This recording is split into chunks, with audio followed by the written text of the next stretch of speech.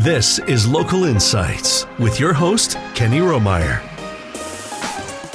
Hi, everyone. Thanks for being with us, and welcome to Local Insights, a public affairs program brought to you by this radio station and Waterloo Media.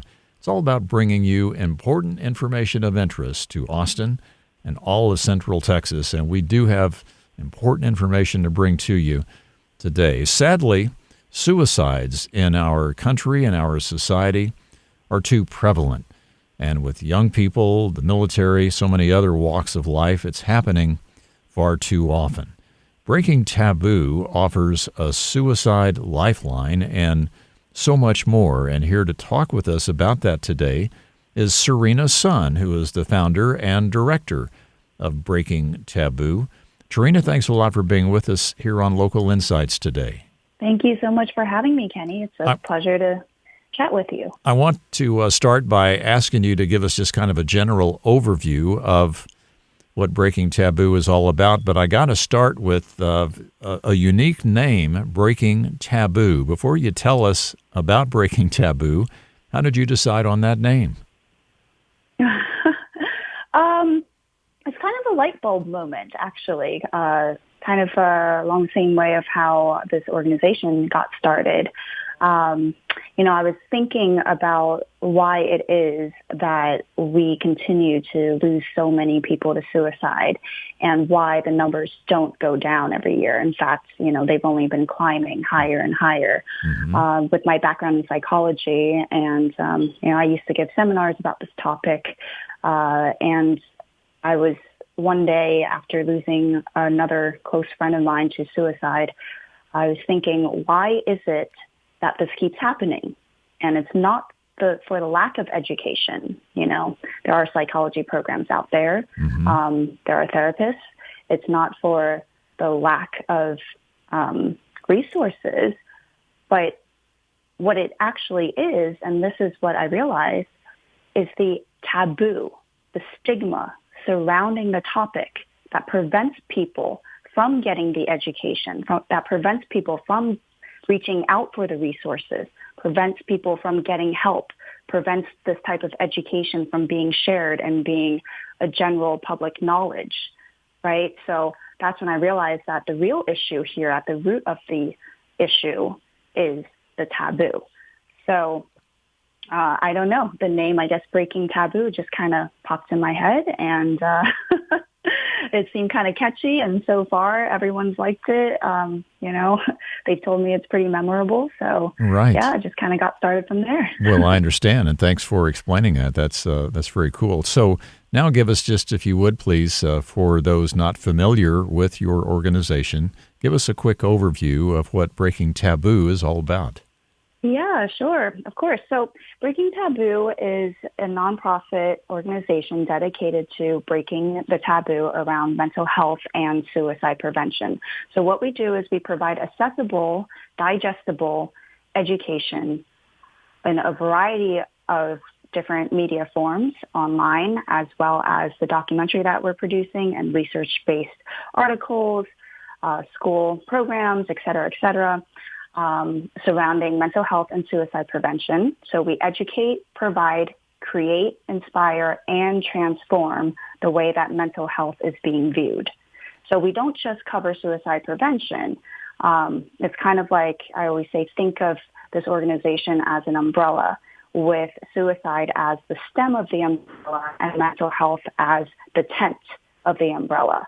Because in order to really focus on suicide, you also have to focus on the mental health that's surrounding that topic.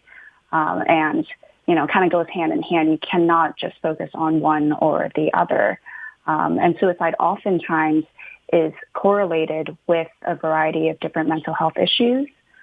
So we try to be, inspiring and positive and help people feel inspired to have open conversations and discussions about this topic without feeling ashamed and without feeling that there's a stigma around it. Because let's be honest, we all have mental health. Mental health is basically the health of our minds. And, that's something that we're very strongly wanting people to understand here, is that mental health is not not something to be ashamed of. We all have it, and it's time to talk about it and Sure. do something about it. Understand. And with such a complicated topic, we'll not be able to do it justice in our short interview here today, but I'll try to ask a few questions. I really want to focus a lot of our time on if somebody's listening and they know of someone that maybe is in a situation like this, or how to deal with it if it ever comes up. I'd really like to make sure we highlight that. But as you're talking about mental health and mental illness, I just saw a statistic recently about mental illness affects 1 in 5 adults. Is that the consistent undercurrent for so many that have this kind of problem? Yes, absolutely. And you actually have to realize that those numbers are most likely higher because so many go unreported, just like the numbers for suicide. Because so many people might be struggling with a mental health condition and they're not getting help, they're not getting diagnosed, so maybe they go through their entire lives without really knowing what it is. So it's very likely that that number is a lot higher. And that statistic, by the way, is for people being actually clinically diagnosed with a mental health disorder at some point in their lives. So, yeah. And it affects really a lot of kids, too. much. A lot of kids, too, at the same rate, right?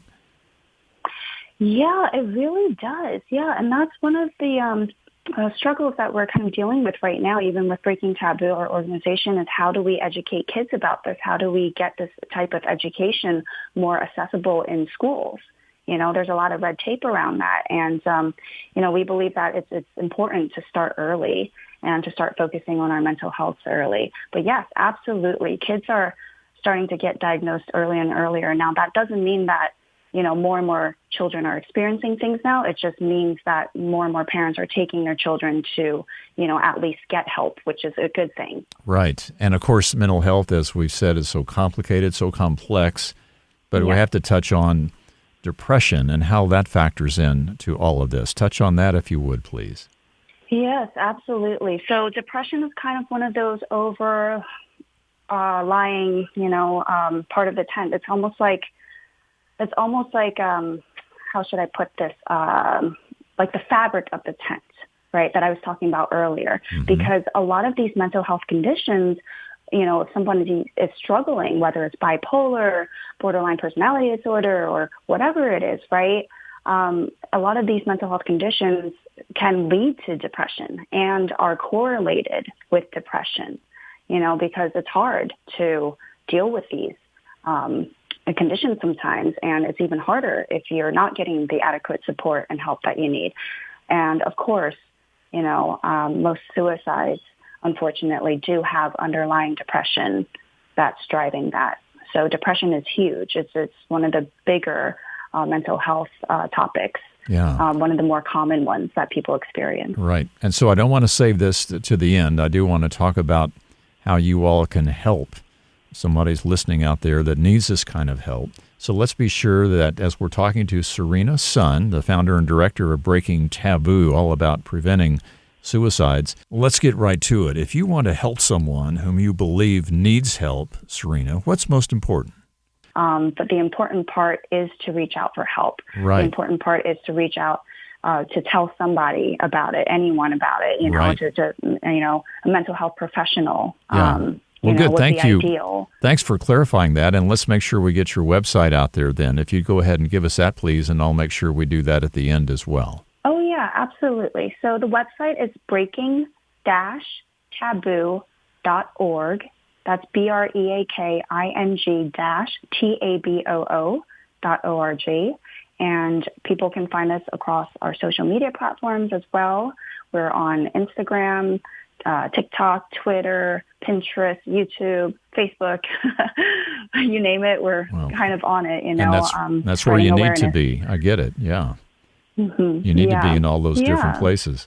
Well, so I want to make sure that we offer some practical tips. Again, tough to do in a short amount of time, but if someone knows of someone, a family friend, maybe in the family, that's having these kind of difficulties, these kinds of challenges, What advice, and again, they can check out your website, get a lot more information on the various programs and things that you offer, but what are just some practical tips? How's one of us deal with somebody potentially in this situation? Can you give us a few pointers along those lines, please? Sure. You mean someone who is suicidal? Yes, contemplating that maybe, and a family member or a friend is kind of picking up on that, aware of that, and they're not sure how to approach it, not sure what to do. Yes, absolutely. Absolutely. That's a great and important question. So first of all, don't take it lightly. Listen to the person. Don't brush it off. Don't think it's a joke. Don't try to, sugarcoat it. Don't try to tell them, oh, don't worry about it. Everything's going to be better. This is just a phase. Sometimes people want other people to feel better and, they'd rather not talk about it. Mm-hmm. But again, that's why it's so important to have these necessary and difficult conversations. The conversation might be difficult, but it's important to have. So really listen to that person. Try to empathize with them. Listen to what they're saying. Have an actual conversation around it. And try to notice some signs. There's a lot of signs out there that, can tell you how far into the suicide ideation they may be in. So, for example, if they start giving away, gifts or giving away personal items, that's a big red flag. Mm-hmm. If they start making a plan for it, writing a note, that's a huge red flag. If they start isolating themselves, you find that they're abusing substances a lot more. They're starting to spiral down. Those are all big red flags that you should not ignore. And then, of course, if you are noticing these things, get them help. That is so important. Get them help from a mental health professional. Try to support them. Just try to be empathetic and understanding. Don't belittle them. Don't try to tell them everything's going to be better. The most important thing is to offer your understanding and support while getting them help. So the help could be obviously, therapy, or if it's necessary, checking them into a center so that they do not hurt themselves, making sure that there are no sharp objects around them, making sure that there are no tools that they have access to, making sure that they're under supervision. It can be quite intense when something like this happens, but it is necessary, and these are vital ways that you can actually prevent a life. Vital ways that you can save a life and prevent someone from taking their life. And as you said, take it seriously. And who knows? You might be the one to intervene and really be the difference maker, right? Yes, absolutely. We all have the power to make a difference in other people's lives. We do. With that said, suicide is a complicated phenomenon. And, sometimes when we do lose someone, it is very difficult not to blame ourselves. And that's also something I'd like to stress, too, is that it is a complicated phenomenon, and it's never, one person's fault. It's we do what we can. We have to educate ourselves, get the tools necessary, give each other the tools necessary, and the support and the encouragement and the empathy. But there's a lot to uncover with a topic like this. Yeah, very much so. And again, we can only just skim the surface here. So as we wrap up, I want to kind of circle back to the beginning. We were talking a lot about mental health. I was interested to read that you said one time, it's no surprise that prioritizing one's personal mental health was topping the list of New Year's resolutions. And so with that in mind, how about just a couple of practical tips as someone says, when New Year's rolls around, I'm going to think about that as well. What would be a couple of practical tips for those who do want to focus on their own mental health and say, I'm going to try to do better in that regard in my personal situation? Any thoughts there? Sure. Yes, I actually love that. I love that that's turning into a common New Year's resolution. I think that's absolutely great, and it's so important. I have to say, there are a few key elements that people can incorporate into their daily lives that will, help them with their mental health in general, that are pretty easy to do. So first of all, mental health is actually pretty correlated with physical health.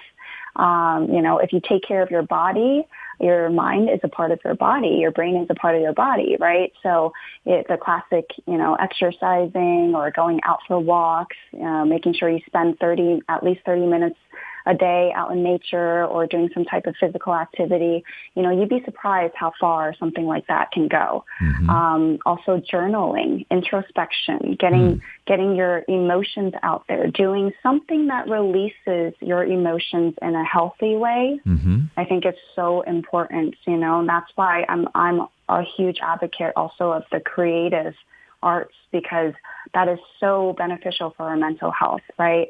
So whether that's an instrument or dancing or whatever that is. And then as far as the introspection goes, your self-reflection, really analyzing our feelings, seeing what we feel, seeing where we are in life and, all the thoughts that constantly pervade our brains, right? Getting that down on paper, journaling is so beneficial. In fact, journaling is one of the top therapy homework assignments out there. So, I think it's important to really journal every day or, whenever you feel like you have some thoughts in your head that you want to get out there, write it down. And then with that, practicing the art of gratitude.